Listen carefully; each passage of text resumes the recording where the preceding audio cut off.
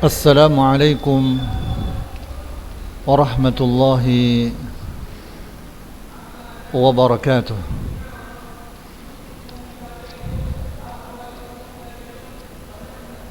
الحمد لله والصلاة والسلام على رسول الله وعلى آله وصحبه ومن والاه. Anak-anak Ustaz yang Ustaz cintai,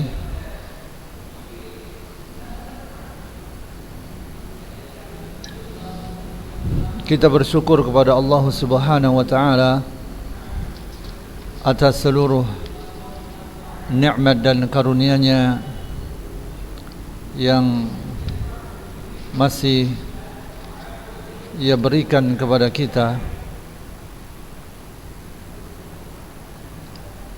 Salawat dan salam kepada Rasulullah sallallahu alaihi wasallam dan seluruh para sahabatnya serta para pengikutnya sekalian.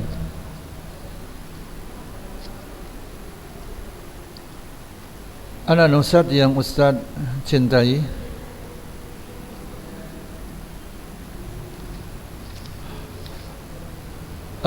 pembahasan kita adalah pembahasan tentang bab at-tashih, pentashihan dan wal munasakhat dan munasakhah, dan juga qismatut tarikat, ya, dan pembagian dari harta warisan ini. Anak-anak Ustaz yang Ustaz cintai, bahwasanya mengetahui pokok masalah merupakan suatu keharusan bagi kita yang mengkaji ilmu faraid. Hal ini agar kita dapat mengetahui secara pasti bagian setiap ahli waris, hingga pembagiannya benar-benar adil tanpa mengurangi atau melebihkan hak masing-masing. Persoalan pokok masalah ini di kalangan ulama faraid dikenal dengan istilah at-ta'sil, yang berarti usaha untuk mengetahui pokok masalah. Dalam hal ini yang perlu diketahui adalah bagaimana dapat memperoleh angka pembagian hak setiap ahli waris tanpa melalui pemecahan yang rumit. Karena itu para ulama ilmu faraid tidak mau menerima kecuali angka-angka yang jelas dan benar, tanpa menyertakan angka-angka pecahan.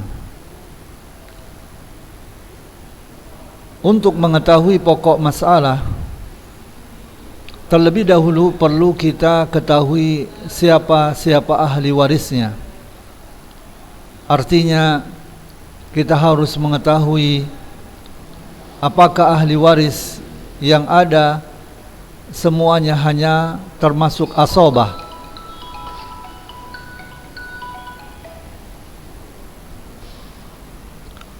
atau semuanya hanya dari ashabul furud,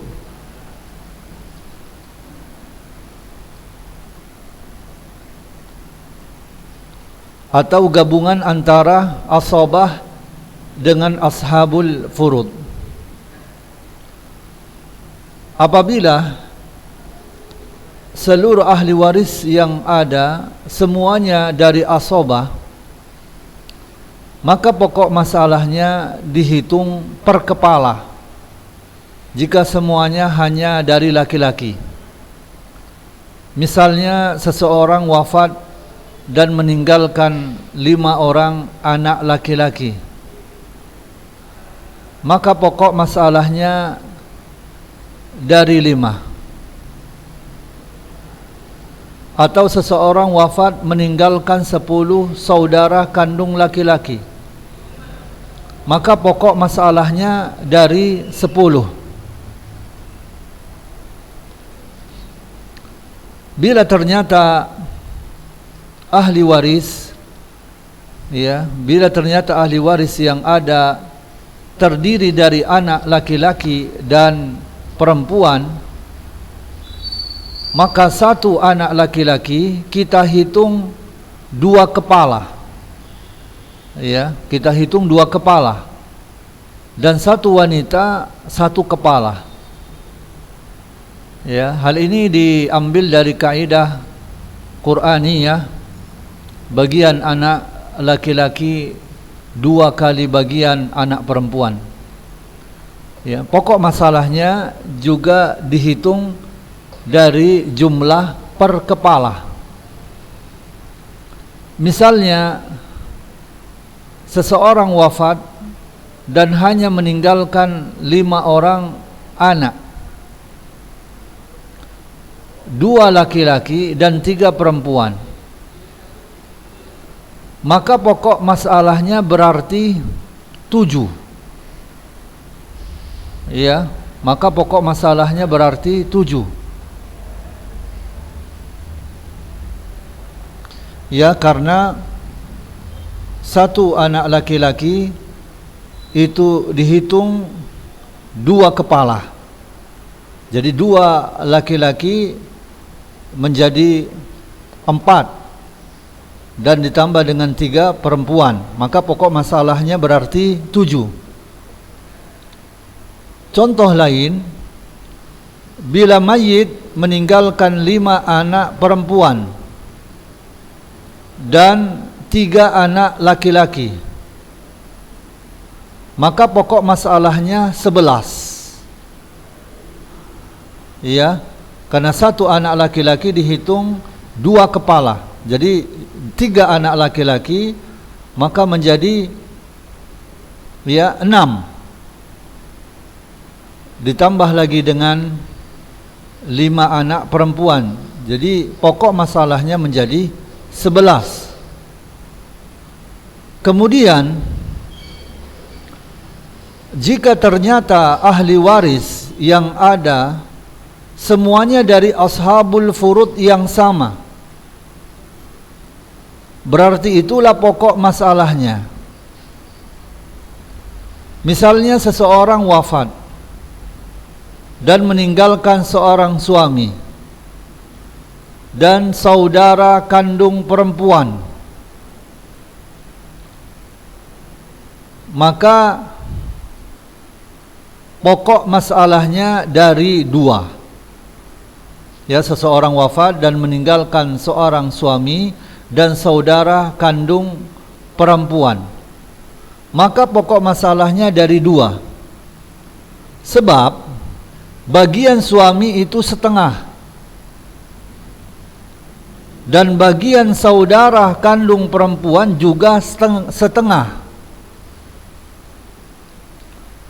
Secara umum dapat dikatakan bahwa bila ahli waris semuanya sama, misalnya masing-masing berhak mendapatkan 1/6, maka pokok masalahnya dari 6. Bila semuanya berhak 1/3, maka pokok masalahnya dari 3. Bila semuanya 1/4 atau 1/8, maka pokok masalahnya dari 4 atau 8. Begitu seterusnya. Sedangkan jika para ahli waris yang ditinggalkan pewaris terdiri dari banyak bagian, yakni tidak dari satu jenis. Misalnya ada yang berhak setengah,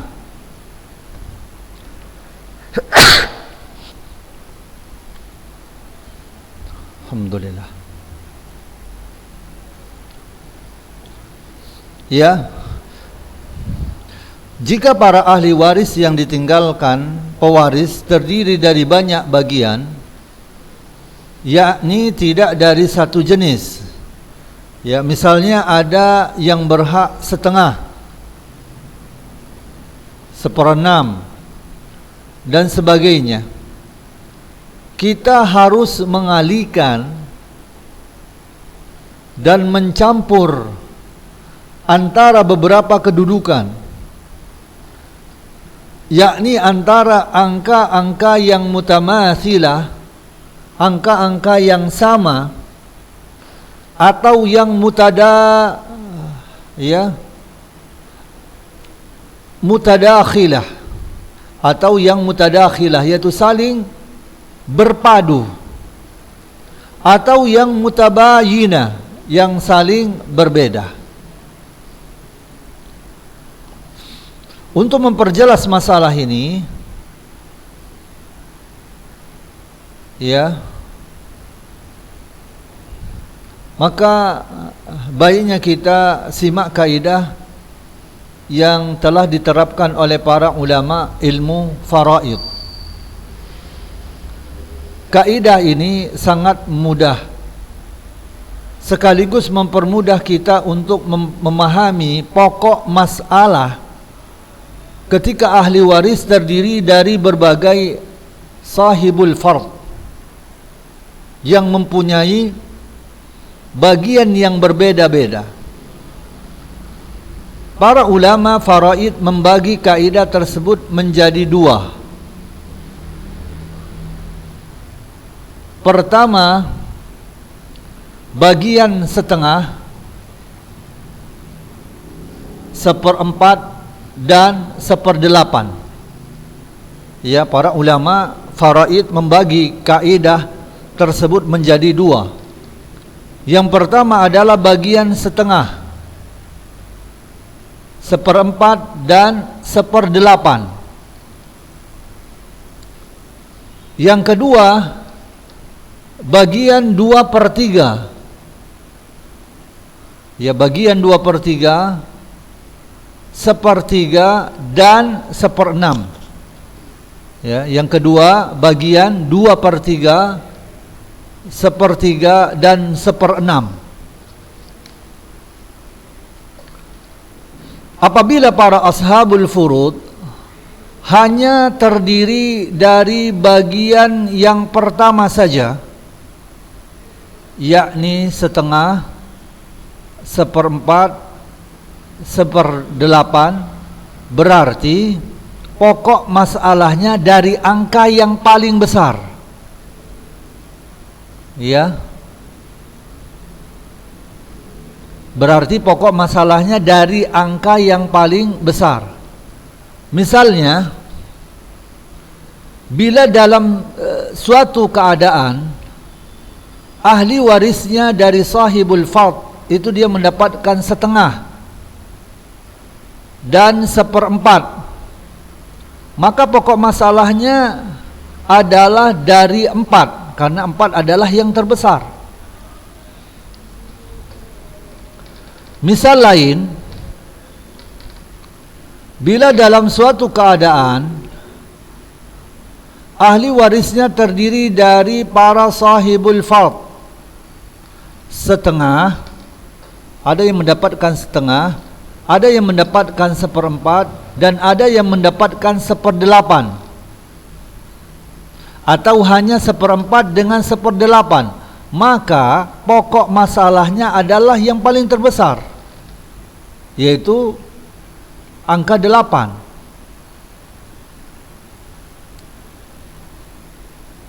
Begitu juga dalam suatu keadaan ahli warisnya terdiri dari sahibul fard, ya, dia mendapatkan sepertiga, ya, sepertiga dengan seperenam, ya, atau 2/3 dengan seperenam, maka pokok masalahnya adalah dari 6, sebab angka 3 merupakan bagian dari angka 6. Maka dalam hal ini hendaklah diambil angka penyebut yang terbesar. Yang diambil adalah angka penyebut yang terbesar.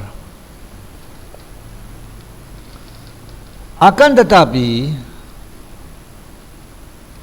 jika dalam suatu keadaan ahli warisnya bercampur antara sahibul fard, kelompok pertama, yaitu kelompok pertama setengah, ya, 1/4 dan 1/8. Nah, ini bercampur dengan kelompok kedua. Kelompok kedua itu 2/3, 1/3 dan 1/6.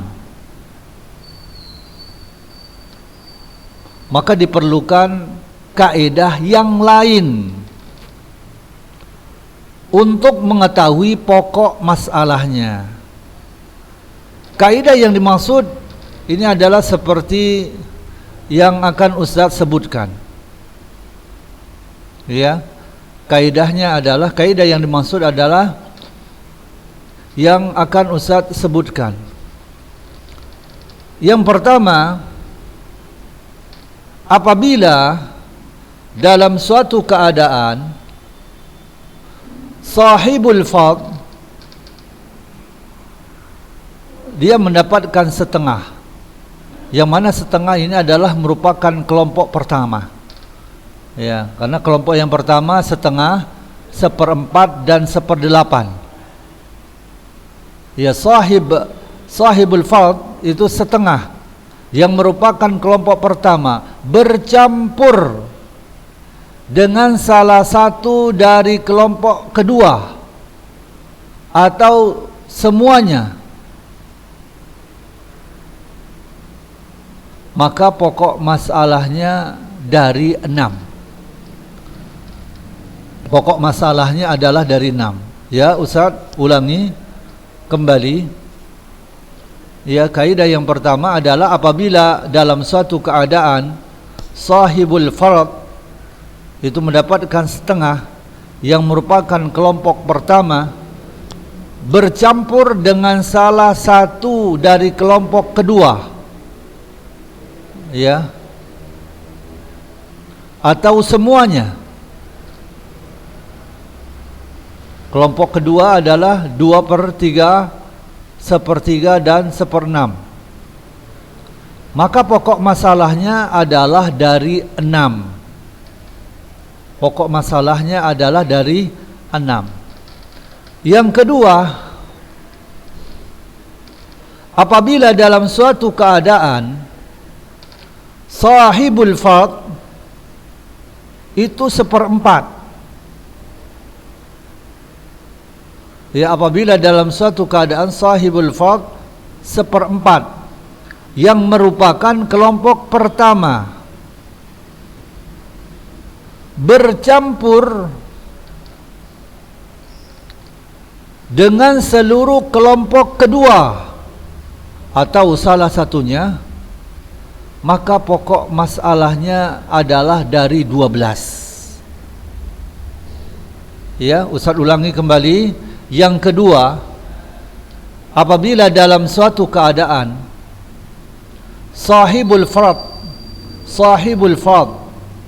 itu 1/4, yang merupakan kelompok pertama, bercampur dengan seluruh kelompok kedua. Ya, kelompok kedua itu 2/3, 1/3 dan 1/6, atau salah satunya, maka pokok masalahnya 12. Ya, maka pokok masalahnya 12.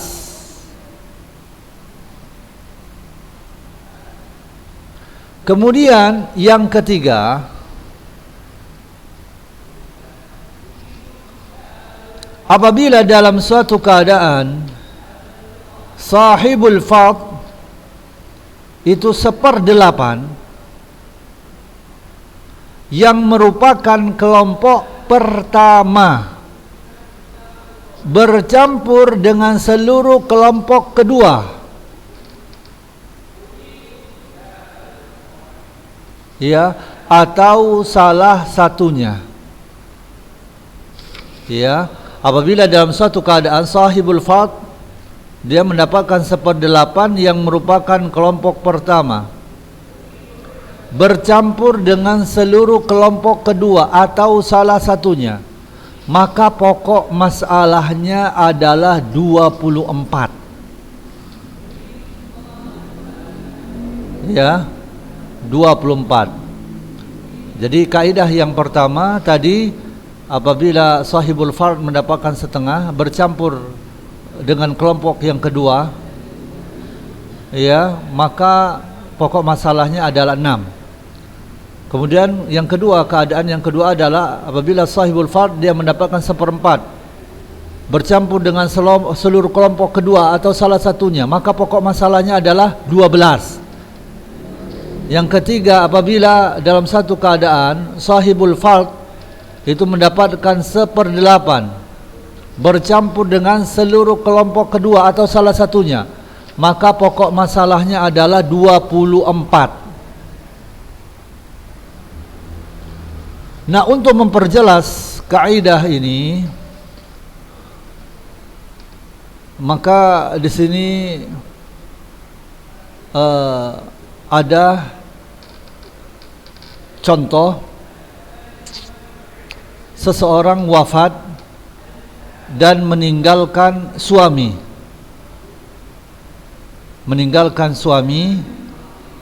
kemudian meninggalkan saudara laki-laki seibu, kemudian meninggalkan ibu dan meninggalkan paman kandung. Maka pembagiannya adalah suami mendapatkan setengah, saudara laki-laki seibu 1/6 dan ibu 1/3. Sedangkan paman itu sebagai asobah,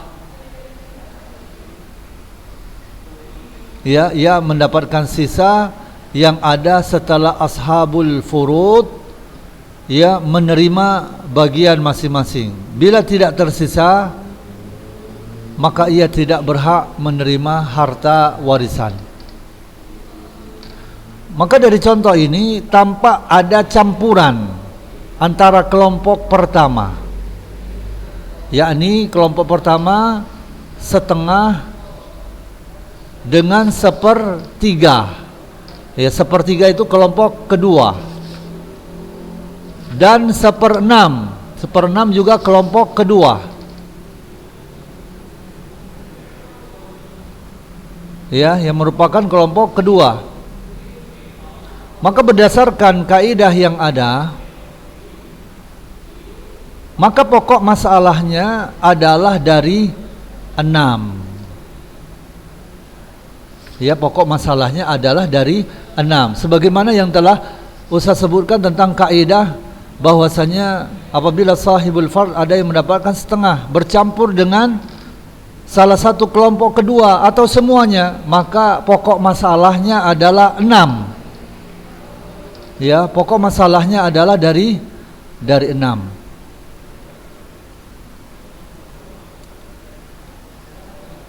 Ya, kemudian contoh lainnya adalah seseorang wafat dan meninggalkan istri, ya, ibu, 2 orang saudara laki-laki seibu dan seorang saudara laki-laki kandung. Ya, seseorang wafat dan meninggalkan istri, ibu, 2 orang saudara laki-laki seibu dan seorang saudara laki-laki kandung. Maka pembagiannya adalah bagian istri itu 1/4. Ya, bagian istri adalah 1/4 dan ibu mendapatkan 1/6. Dua saudara laki-laki seibu sepertiga, dan saudara kandung laki-laki adalah asobah.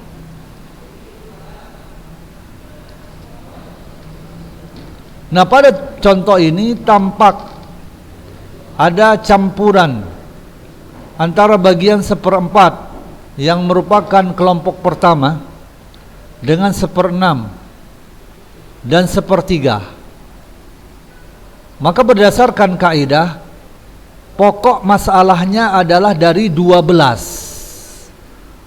Ya, 12.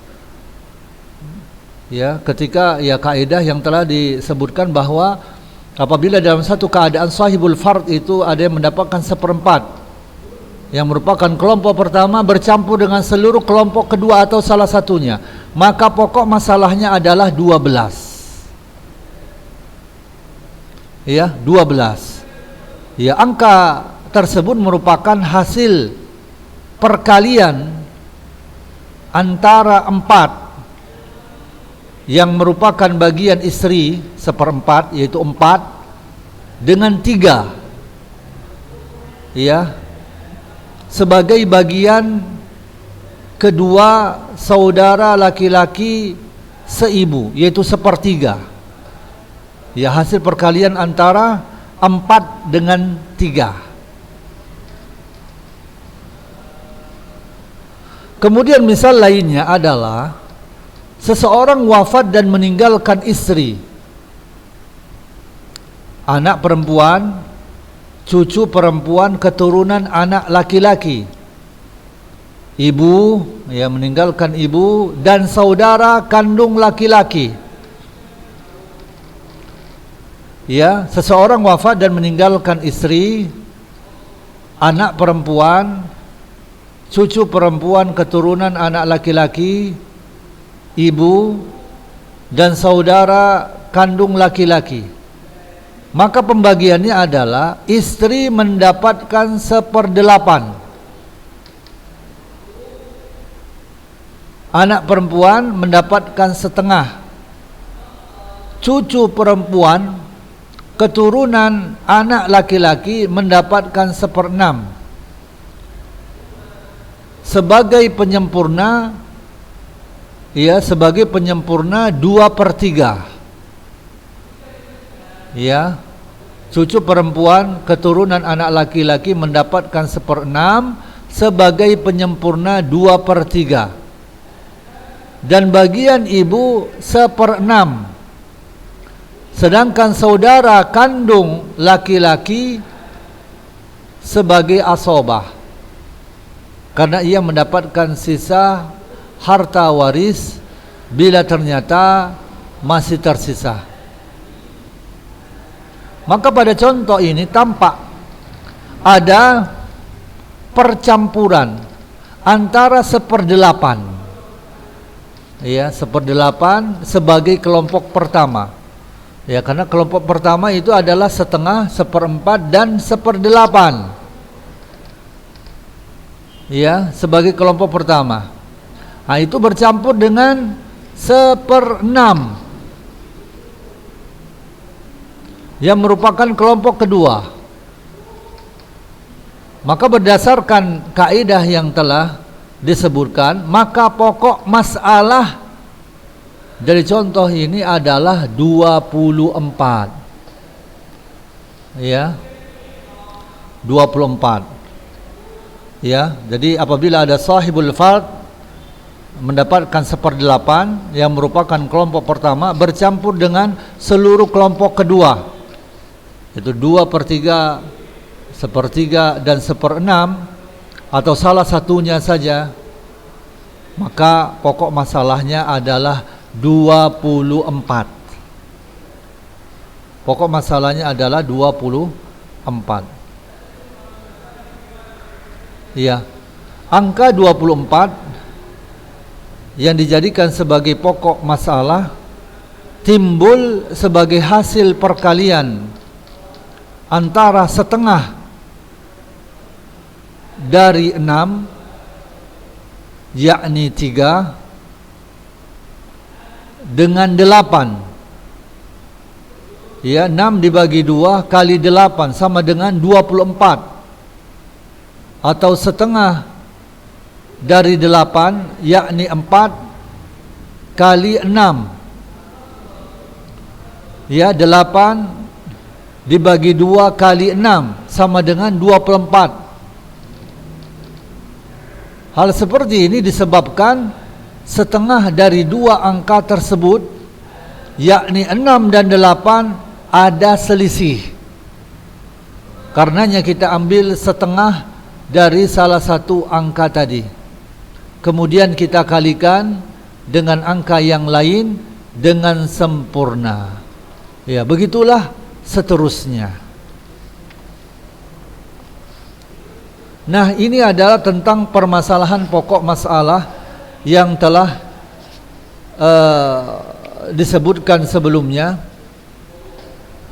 Kemudian tentang masalah tashih.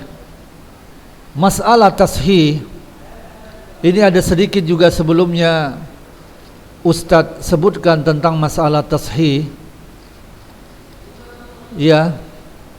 Dan agar supaya kita dapat memahami dan menelusuri rincian pentashihan pokok masalah, maka kita harus mengetahui nisbahnya, koneksinya dengan keempat istilah perhitungan, yang mana sebelumnya ini ada Ustaz sebutkan tentang 4 istilah perhitungan, yaitu at-tamatsul, kemiripan atau kesamaan, at-tadakhul, yang kedua adalah at-tadakhul, saling terkait, saling bercampur.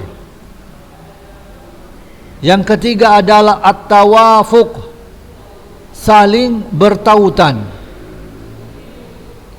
Kemudian yang keempat adalah at-tabayun, yaitu berbeda atau saling berjauhan. Apabila pokok masalah harta waris dalam suatu pembagian waris cocok sesuai dengan jumlah bagian tiap-tiap ahli waris yang ada, maka kita tidak perlu menggunakan cara-cara yang berbelit dan memusingkan. Namun bila harta waris tersebut kurang dari jumlah bagian yang mesti diterima setiap ahli waris, atau jumlah bagian ashabul furud melebihi jumlah pokok masalah, maka dalam hal ini memerlukan pentashihan pokok masalah. Ya, jadi definisi tashih ya dalam bahasa Arab berarti menghilangkan penyakit.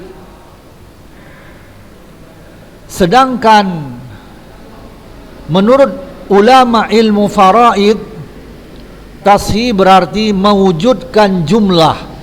Tashih adalah mewujudkan jumlah yang kurang dari bagian setiap ahli waris tanpa pecahan dalam pembagiannya.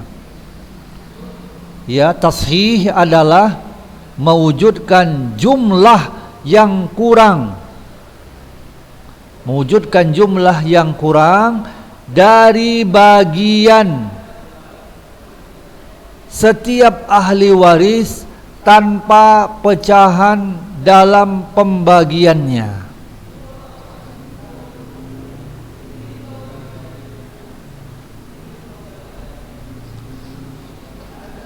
Nah, kemudian ya, anak-anak Ustaz yang Ustaz cintai, bahwa sebagaimana yang telah Ustaz sebutkan, bahwa dalam menelusuri rincian pentashihan pokok masalah, maka kita harus mengetahui koneksinya dengan 4 istilah perhitungan. Ya, harus mengetahui koneksinya dengan 4 istilah perhitungan ketika kita berbicara tentang tashih. Nah, 4 perhitungan ini adalah 4 perhitungan yang telah Ustaz sebutkan sebelumnya. Ya, ini ya Ustaz ulangi kembali ya tentang permasalahan ini. Ya, dan ini dijelaskan di dalam kitab ini, yaitu at-tamatsul. Istilah yang pertama adalah at-tamatsul, yang dalam bahasa Arab berarti at-tasyabuh, yakni sama bentuknya. Ya, sama bentuknya. Ya, anak-anak Ustaz yang Ustaz cintai, karena waktu kita sudah habis, insyaallah nanti ke depan kita akan melanjutkan kembali pembahasan yang masih di dalam Ustaz menjelaskan tentang masalah tashih ini, yang mana di dalam memahami masalah tashih ini kita harus mengetahui 4 istilah perhitungan, yaitu istilah at-tamatsul, at-tadakhul, at-tawafuq dan at-tabayun. Ya, at-tabayun. Dan insyaallah nanti ke depan Ustaz akan jelaskan kembali tentang permasalahan ini. Wa sallallahu ala nabiyyina Muhammad wa ala alihi washabbihi wasallam. Wassalamualaikum warahmatullahi wabarakatuh.